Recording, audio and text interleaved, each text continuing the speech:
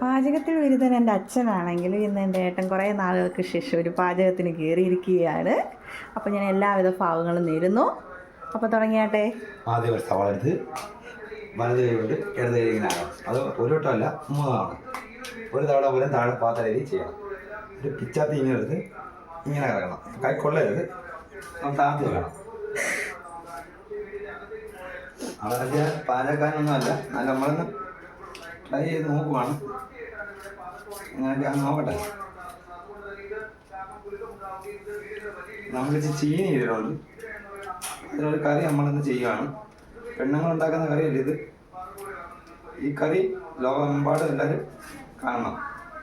തൊണ്ടയ്ക്ക് ഇത്തിരി പ്രശ്നമുണ്ട്, അത് ഈ മൂത്രത്തിൽ പഴുപ്പ് കാരണം വന്നതാണ്.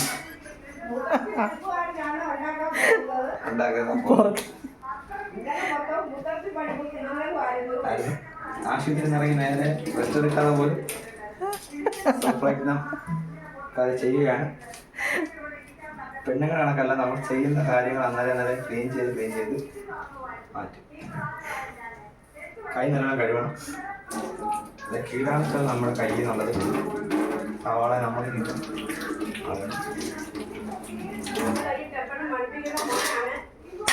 എന്നിട്ട് നമ്മൾ സെൻറ്റർ നോക്കി അതിനെ എടുക്കണം. ചിലത് ഈ സാധനം അതേണക്കാൻ അരിയിടും, അത് കേടാണ്. അതിൻ്റെ വശം നമ്മൾ നല്ലപോലെ സംഭവമാണ്, എല്ലാവരും വിജയിപ്പിക്കാം. എന്നിട്ട് ഇങ്ങനെ ഞൊരിഞ്ഞിരാന്നൊന്നും അറിയരുത്. അതൊക്കെ വലിയ വലിയ ആൾക്കാരെ കൂടെ വരുന്നത്, നമുക്ക് നമ്മളെ സാധിക്കും.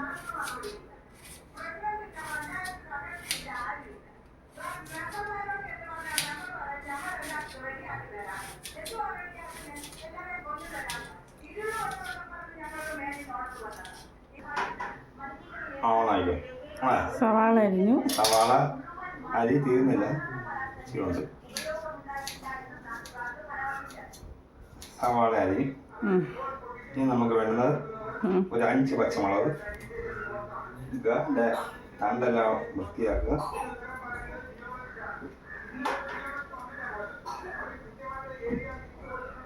വീണ്ടും കഴിയുക. വൃത്തിയാണ് നമ്മുടെ ഏറ്റവും വലിയ ആയുധം. എന്നിട്ട് ഇത് ഇങ്ങനെ പിടിച്ചെടുക്കണം.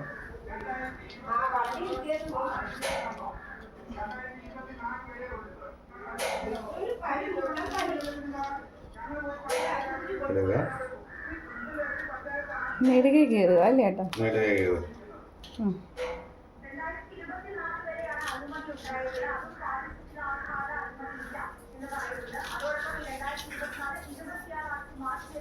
തോനെ നല്ല മണം എരിവുള്ളതാൻ തോന്നുന്നു. ഇനി ഇത് നമ്മൾ തീയാക്കി വെച്ചിരിക്കുന്ന പ്ലേറ്റിലോട്ട് ഇതിനെ മാറ്റും.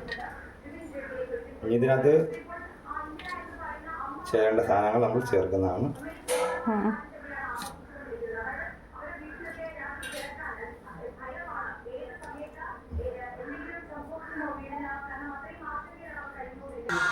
ഗ്യാസ് കട്ട് ചെയ്യാൻ പോവാണ്. വെള്ളം ഉണ്ടെങ്കിൽ വെള്ളം എടുത്തറിയുക. നമ്മൾ പഴമയിലോട്ട് നമ്മൾ ചെയ്യുകയാണ്, മൺചട്ടികളിൽ ചെയ്യുകയാണ്. അത് ചെയ്യുന്നത് വെള്ളം കുറച്ച് പറ്റണം, അല്ലെങ്കിൽ എണ്ണ പൊട്ടിത്തരും. നമ്മൾ നാടൻ വെളിച്ചെണ്ണയാണ്.